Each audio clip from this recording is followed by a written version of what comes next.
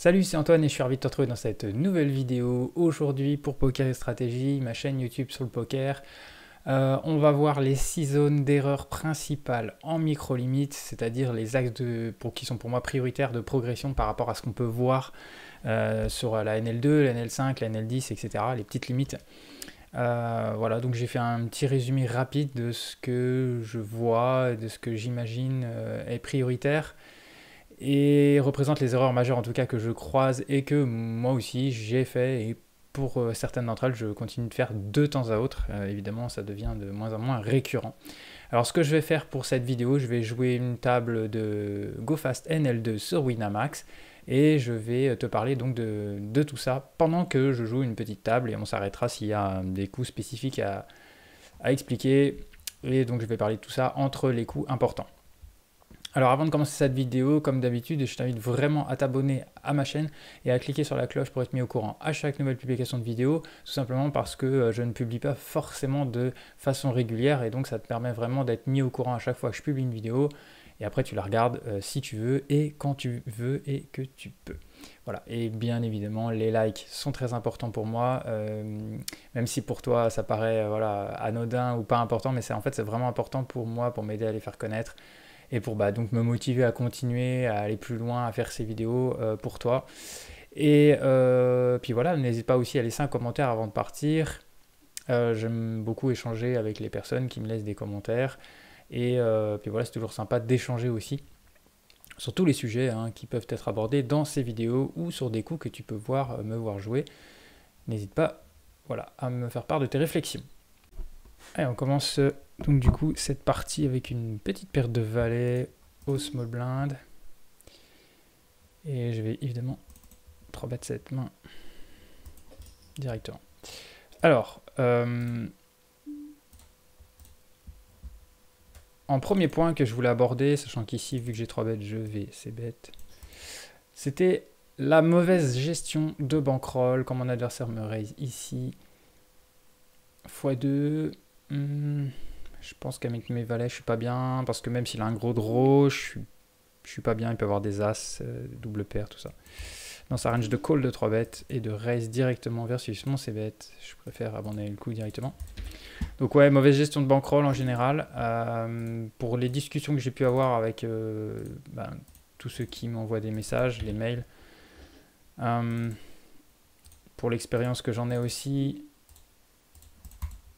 personnel, des gens que j'ai pu croiser depuis que je joue au poker, depuis des nombreuses années que je joue au poker. Ici je vais pas ISO la paire de 2. Bien, il y a très très souvent une mauvaise gestion de bankroll. Et à mon avis, donc bon, déjà il y a le capital de départ qui est souvent très faible, voire trop faible. Je pense que c'est vrai qu'il y a des tables pas chères, on peut faire des tournois pour 25 centimes, on peut faire des free rolls et on peut faire de la NL2. Donc la NL2, même si on ne peut mettre que 10 € de côté par mois, il vaut mieux attendre presque un an avant de commencer. C'est quand même plus facile de jouer avec 100 € que de démarrer avec 30 €. Qui plus est en fait que plus on est débutant au poker, moins on est bon en fait. Et donc du coup plus on va faire des erreurs, donc plus on va aggraver la variance. Et donc voilà, tout ça fait que ça se cumule et que tout est plus difficile en fait. Donc déjà que la variance peut être extrêmement importante, même que ces 4 bébés ici je vais défendre. Donc c'est vraiment important le capital de départ, de ne pas partir trop bas, surtout si on débute. Ici je vais défendre au moins une fois la top pair. Il a mis demi-pot alors qu'il avait reste cher. Je pense qu'ici je peux mettre 3 quarts, 3 quarts. Et donc voilà, petit conseil d'éviter de démarrer trop bas pour se donner un maximum de probabilité de réussite, enfin de pass broke, parce qu'on va le voir, il y a tout un tas d'erreurs à gommer qui aggravent la variance, qui font qu'on a de grandes chances de ne pas survivre et de devoir remettre la main à la poche. Ici, je connais pas le joueur, je vais quand même c-bet ce board. Hauteur dame. Donc voilà pour le premier point, capital trop faible souvent qui ne me permettait pas d'amortir la variance à court terme et les erreurs qui aggravent cette variance. Donc le temps, en fait, c'est un capital qui est nécessaire pour apprendre, en fait, le temps d'apprendre. Alors en plus, la plupart des joueurs, quand ils débutent, ils sont en mode récréatif, ils n'ont pas vraiment l'intention d'apprendre. Donc en fait, ça peut durer longtemps. Donc en fait, il y a de grandes probabilités d'échec. Alors ensuite, il y a shot aux limites supérieures trop rapides. Alors là, il y a deux écoles, mais toujours pareil, je vais parler du joueur qui débute. Je ne vais pas parler du joueur qui vient au poker alors qu'il a déjà une grosse expérience.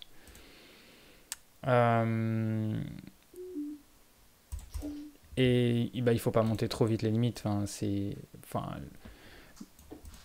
Les personnes qui sont encore une fois venues vers moi depuis que j'ai lancé cette chaîne YouTube, quand on discute, on s'aperçoit très vite qu'il y a des shots aux limites supérieures, mais c'est beaucoup trop tôt. Il n'y a pas de quoi. Là, je parlais, j'ai pas. Ouais, non, c'est bon. C'est lui qui avait open. Je ne vais pas défendre ici. Voilà, il monte beaucoup trop vite. Voilà, on gagne un petit peu d'argent, on fait monter le compte un tout petit peu et on passe à un L5, voire même un L10 sous prétexte qu'il n'y a pas de table qui tourne à l'heure où on joue. Bon, bref, c'est. Enfin, voilà, la NL10, c'est même pas la peine quand on démarre alors qu'on n'a même pas 100 euros, quoi. C'est suicidaire. Ici, notre ami. Ouais, j'aurais pu mettre 11 d'ailleurs. On peut le 3-bet largement ici. Donc ouais, vraiment prendre son temps, vraiment faire monter la bankroll. Parce qu'en fait, plus au début, quand on démarre avec 100 euros ou moins de 100 euros en NL2, on a besoin de se donner de l'air. Donc en fait, si on arrive à être gagnant et si on arrive à monter des caves, ou parce que la variance est bonne et tout, il ne faut pas monter tout de suite de limite, il faut en profiter pour se faire un gros matelas bien conséquent. Et par contre, passer son temps à apprendre, essayer de upgrader son niveau pour que la montée limite soit à la fois confortable au niveau bankroll et à la fois avec des grandes probabilités de réussite puisqu'on aura progressé. Si je vais open. Donc c'est la deuxième chose que je voulais dire. Chercher à gagner de l'argent au lieu de progresser, c'est ce que je viens de dire en partie. Voilà, on est trop focus sur gagner de l'argent au lieu dans un premier temps de chercher à progresser, d'apprendre, de gommer les grosses erreurs, de répondre aux questions qu'on se pose, de beaucoup moins hésiter, d'avoir de l'assurance que ce que l'on fait est bon sur le long terme. Se fixe des règles mais ne s'y tient pas. En termes de gestion de bankroll, il y a beaucoup de gens qui ont entendu parler, qui ont compris que il fallait quand même un minimum gérer sa bankroll, et à certains moments ils n'arrivent pas à s'y tenir, ils ne sont pas patients, ou alors ils ont perdu de l'argent, ils veulent se refaire très vite et ils préfèrent monter de limite, ce qui est dramatique. Donc incapacité à suivre ses propres règles qu'on se fixe. Donc ça c'est un leak mental mais qui est vraiment préjudiciable à la fois pour il y a un risque de ruine augmenté, et puis là Dumbbell, je vais l'open. Risque de ruine augmenté et c'est surtout ça en fait, c'est un risque financier dont on pourrait bien se passer étant donné que la variance est déjà suffisamment violente en elle-même à certains moments. Alors du coup, il y a aussi ça vient aussi du fait qu'il y a souvent que le joueur a aucune idée en fait vraiment de ce que l'intensité possible que la variance peut avoir, qu'elle soit positive ou négative à court terme, à moyen terme. Quand on commence ou quand on n'a pas assez joué au poker encore, on ne peut pas se rendre compte à quel point la variance peut être violente à certains moments, peut durer longtemps en négatif. Donc du coup, il y a ce fait de sous-estimer la variance qui fait qu'on surestime un petit peu le niveau de sa bankroll, sa capacité à pouvoir shot aux limites supérieures en toute sécurité, quoi. On pense que c'est bon, on peut y aller. On se dit, ouais, c'est bon, j'y vais une fois. Incapacité à reconnaître l'impact et la nature de la variance. Il y a très très peu de joueurs, enfin très souvent les joueurs disent ouais, putain, j'ai trop de variance, ou je suis en bad run, de façon trop récurrente, trop facile. C'est trop facile de dire que c'est la faute de la variance en fait. C'est un coupable tout trouvé quoi. Et puis c'est bien plus facile de dire que c'est la variance que plutôt de se dire que c'est nous-mêmes qui jouons mal, qui n'avons pas le niveau. Bien souvent, on trouve que c'est tous les autres qui jouent très mal, alors que peut-être que c'est nous qui ne comprenons pas certains trucs en fait. Là, pour le coup, 2 over, hors de position, sans l'initiative, sans backdoor flush, je laisse tomber. Donc ouais, c'est vraiment important de s'entraîner à jauger la variance. Quel est l'impact réel de la variance dans ma session? Est-ce que j'ai eu de la variance positive? C'est-à-dire que, par exemple, typiquement, je vais chercher des brelans, je les touche, j'ai des mains connectées, je fais des quintes. Ça, c'est de la variance positive. Il faut savoir le reconnaître. Que dans une session, on a run good. Et d'ailleurs, on peut avoir très mal joué une session et être gagnant et on ne devrait pas être content de soi, en fait. Et inversement, hein, on peut perdre sur une session et avoir super bien joué. Et on devrait être complètement content. Et voilà. Donc c'est vraiment se détacher du résultat, mais vraiment plutôt regarder quel a été vraiment l'impact de la variance, positive ou négative, et quel était réellement mon niveau de jeu durant ma session. Et ça va petit à petit nous entraîner à reconnaître la variance et ses effets et à être vraiment plus honnête avec tout ça. Ce qui est très très très, très important. Je continue de taguer les joueurs en même temps. Alors, Dame 7 suit. On va l'open ici. Non prise en compte de sa personnalité dans les paramètres de gestion de bankroll. Ça, c'est capital. On n'est pas tous pareils. On n'a pas tous le même rapport à l'argent. On n'a pas tous la même vie financière. La même confort financier dans nos vies. Et puis, on n'a pas la même personnalité. Donc, encore une fois, face à l'argent. Et moi personnellement, je sais que je suis pas quelqu'un qui va... Enfin, je peux prendre des risques, mais ça dépend quel genre de risque. Et en ce qui concerne le poker, je sais que je suis assez conservateur. J'ai jamais, à part tout au début, mais à l'époque, il n'y avait aucun contenu sur le poker. Hein. C'était vraiment à l'arrache. Ici, cutoff. Alors, je vais...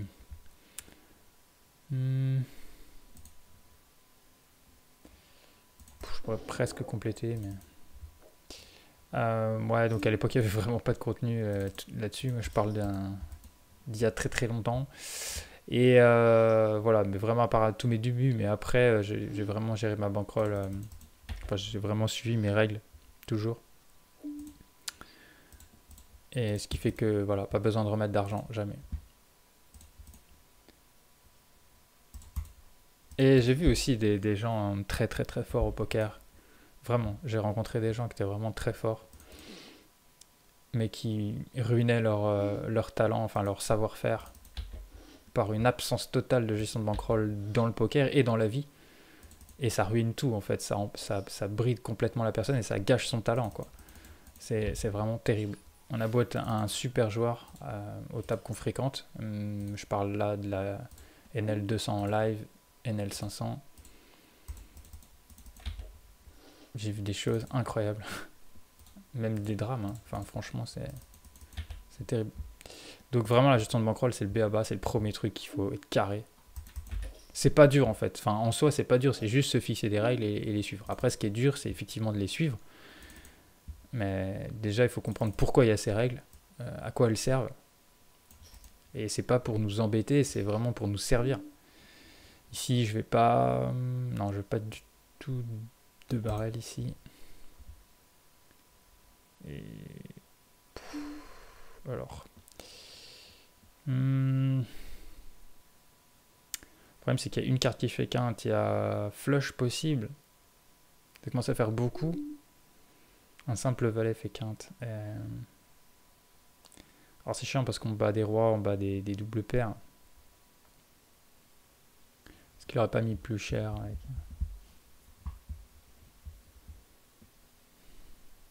je pense que je vais rester sur un fold.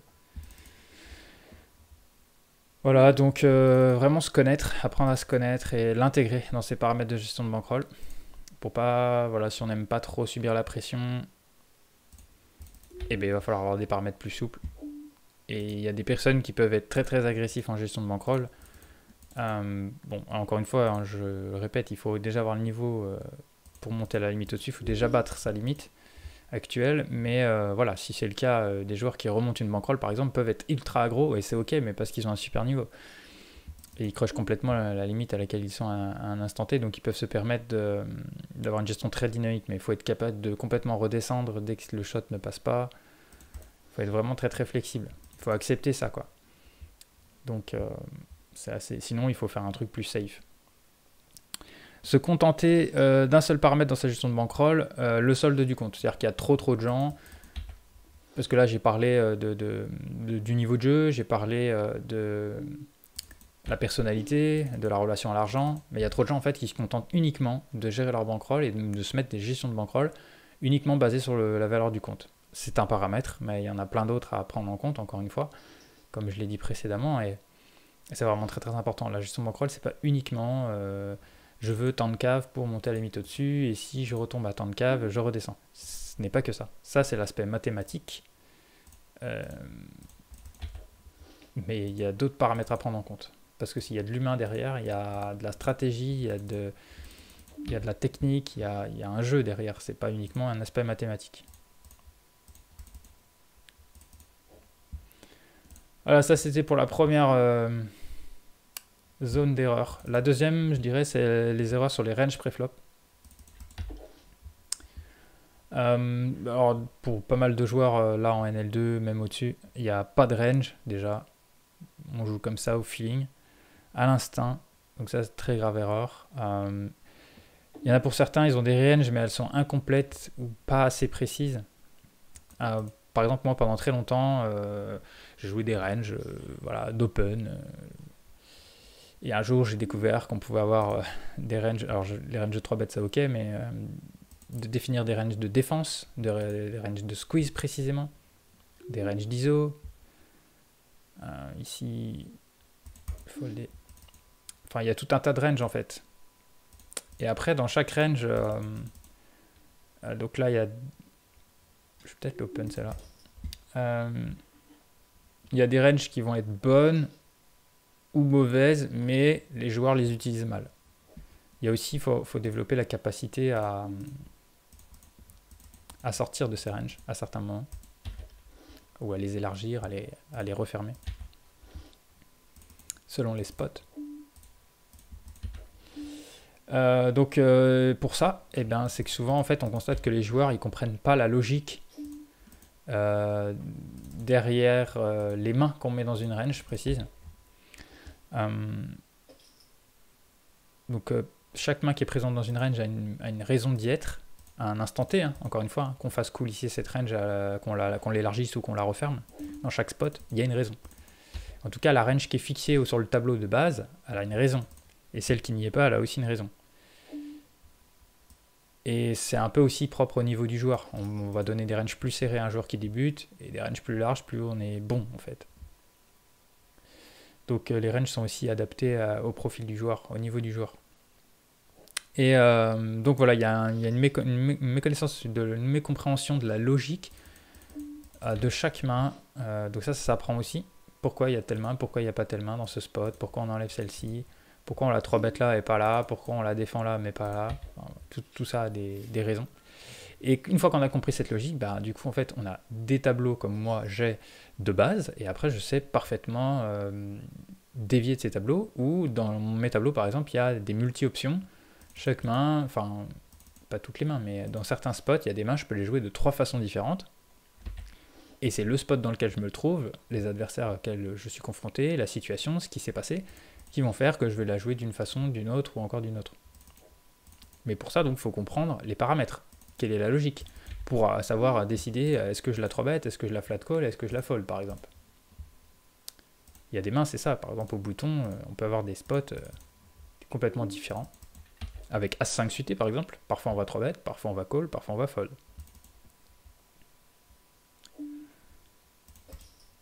N'utilise pas un outil pratique ou rapide consultable en un clin d'œil en session pour limiter au maximum le risque d'erreur sur les ranges préflop. Il y a des outils maintenant, c'est vrai, il y a des petits logiciels. Moi perso, je suis pas fan du tout parce que je trouve pas que ça soit le plus pratique. Je vois dans les forums que je fréquente qu'il y a beaucoup de problèmes avec ça. Enfin, les joueurs, ils n'ont pas trouvé la solution idéale. Enfin bon, ils utilisent ces petits logiciels. Bon, je connais pas le joueur, je veux pas. Je pourrais trop bête cette main, mais c'est pas idéal ici. Bon, ici sur un open de 2x, je pense que je vais faire un petit 3 bet. Donc voilà. Moi perso, j'utilise une façon de faire qui me permet en un clin d'œil de vérifier chaque main dans chaque spot à chaque instant pré-flop.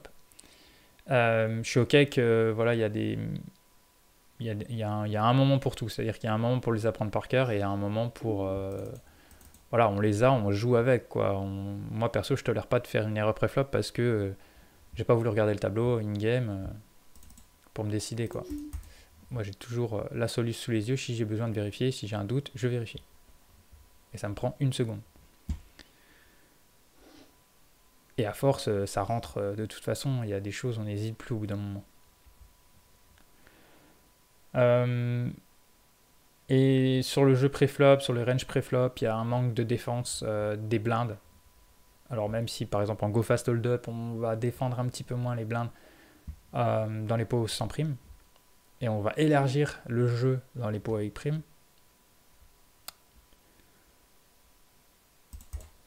Mais de manière globale, même au tap classique, il n'y a pas assez de défense des blindes pré-flop. Donc il y a des mauvaises ranges. Encore une fois, là-dessus. Donc ça, c'était la deuxième zone d'erreur. C'est vraiment tout ce qui est pré-flop. On va parler également maintenant en 3 des erreurs de sizing et de move pré-flop. Il y a beaucoup trop de limp pré-flop. Donc, alors que c'est très simple, c'est stratégie 0 limp. Voilà, comme ça c'est simple. On limp pas au cash game. Ici, je vais faire un tiers. Donc voilà, ça c'est une erreur qui est très facile à corriger. 0 limp, c'est terminé. On raise ou on fold. Ou au bouton, on peut avoir quelques calls. Voir au small blind aussi, il ne pas y avoir de l'over limp dans certains petits spots. Ici, j'ai fait une dame. Il m'a call. J'ai un bloqueur carreau. J'ai encore de la value évidemment sur des flush draws et des straight draws. J'ai quelques value cuts sur des rois. Je vais checker back cette main moyenne. Et je vais call en fait. Jusqu'au 3 quarts pot, je vais call. Et quand il bête pas, pour moi il a pas de roi, ou alors c'est vraiment un tout petit roi. Et jamais dame ici. Je pense pas qu'il aura jamais double paire ou mieux. Par contre, je pense qu'il a pas grand chose, donc je vais pas lui mettre très cher. Et on va voir. Donc, pas de limp. Flat call trop souvent et toutes les positions. Je le redis, aujourd'hui en 2022, on a quelques flat call au bouton qui sont possibles dans certains spots. Mais sinon, on call pas MP, on call pas cutoff, on call pas small blind. C'est 3 bet ou fold. Encore une fois, je le dis, il y a quelques spots d'overlimp, voire peut-être parfois de call, mais c'est vraiment des spots particuliers avec vraiment que des récréatifs non agressifs pour la big blind. Sinon, on va pas pouvoir voir un flop. Et avec que certaines mains précises. Mais on privilégie le 3 bet, le squeeze.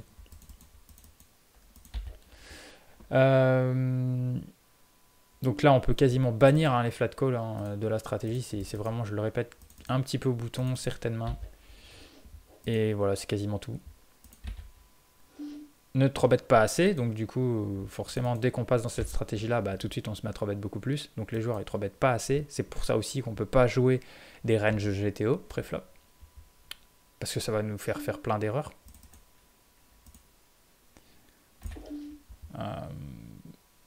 Et aussi les joueurs, donc ils 3-bet pas assez, mais ils call trop les 3-bet. Alors en fait, c'est un peu paradoxal. C'est que sur la limite, ça 3-bet pas assez. Donc du coup, on doit être vachement plus serré en fait quand on se fait 3 bêtes, et ben non, les joueurs, ils sont trop curieux, ils veulent trop voir des flops, et ils callent les 3 bêtes, ce qui est dramatique, parce que souvent on est hors de pause.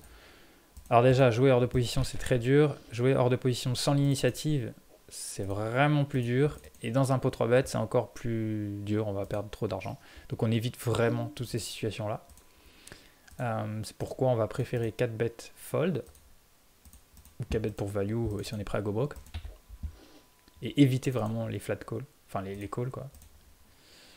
C'est pareil, il n'y a jamais de call 3 bêtes. On voit énormément en micro-limite des cold call, c'est-à-dire on n'est pas dans le coup et il y a quelqu'un qui open, l'autre il 3 bêtes et nous on call le 3 bêtes.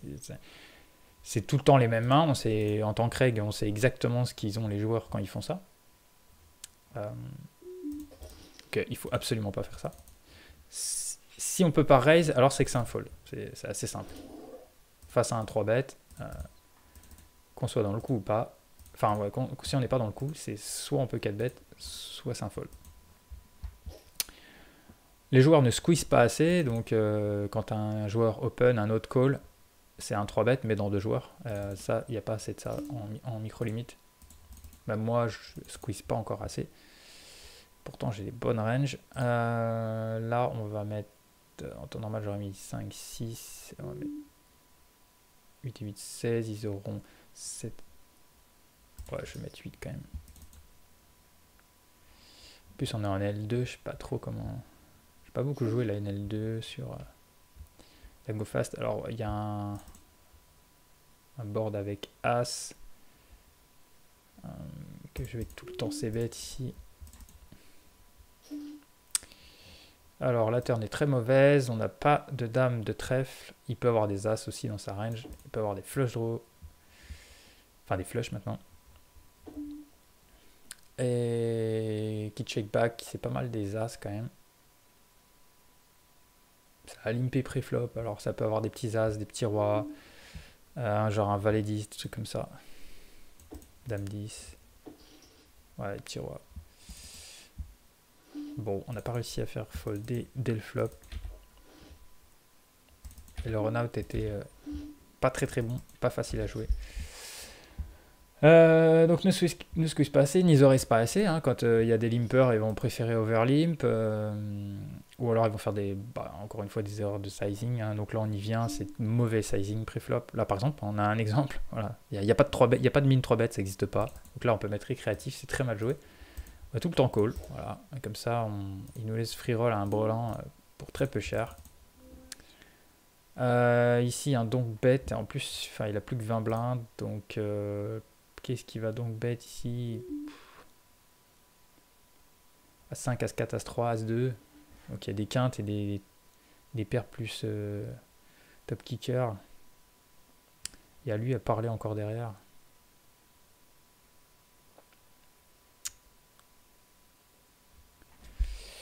Je vais prendre l'option fold ici. On n'a vraiment pas la meilleure position. Tu es venu faire un brelan. Je pense qu'on va voir les mains ici. Je trouve il a fait sa quinte là pour jouer aussi vite. Il avait vraiment pas peur. Donc ouais, mauvais sizing d'open, mauvais sizing d'ISO. Là on vient de voir un mauvais sizing de 3 bêtes. Des mauvais sizing de squeeze. Des mauvais sizing de 4 bêtes aussi. Ah, les joueurs ils ont sans blind, ils font des 4 bêtes 30 bébés quoi, truc complètement nul. Parce qu'en fait ils auront jamais de 4 bêtes light. Et ils se feront tout le temps all-in la gueule ou... sauf s'ils sont face à un mauvais joueur quoi. Mais en fait c'est toujours all-in. Donc en fait ils peuvent, c'est pour ça qu'ils 4 bêtes quasiment pas assez, quasiment jamais, parce qu'en fait ils ont pas de sizing de 4 bêtes comme on dit. C'est-à-dire qu'ils font ça qu'avec les as, les rois, as-roi, certains les dames. Après ils mettent le curseur où ils veulent, mais c'est pas bon ces sizing là. Ici je vais ISO, donc il a mis une blinde, j'en mets 4. C'est pareil, hein, ça c'est pas figé. Bon là on est en go fast, mais si j'étais une table classique, je m'aperçois qu'il call tout le temps, je vais monter le sizing, je vais faire 5, je vais faire 6, je vais faire 7, je vais faire 8, je vais faire 9, jusqu'à ce que je vois qu'il fold, et quand je vois que j'ai trouvé le sizing auquel il fold, qui commence à trier les mains, et je vais rebaisser un tout petit peu et je vais rester là. Ici je vais faire 33%. Donc ouais, il y a le sizing de base, puis après il ne faut pas hésiter aussi à mettre plus cher. Ici, c'est une overcard qui touche ma range. On va overbet. Ça fold. Voilà pour ce troisième point. Je rappelle des erreurs de sizing et de move préflop qui sont assez faciles à travailler. Tout ce que je viens de dire là, c'est vraiment le plus simple à travailler au poker, mais ça fait déjà une grosse différence en micro-limite. D'être carré là-dessus, quoi. Sur les ranges, savoir les faire coulisser, comprendre la logique des mains, faire attention au spot, au stack, savoir réagir face à un short stack. Déjà préflop, les bons sizing, prendre les bonnes options préflop, arrêter les moves de récréatifs qui sont perdants à long terme, qui font perdre de l'argent. Les lim pre-raise préflop, là, il y a encore ça en 2022, c'est incroyable. Voilà, c'est la fin de cette première partie de vidéo. J'ai décidé de la couper en deux vu qu'elle dure 1 heure.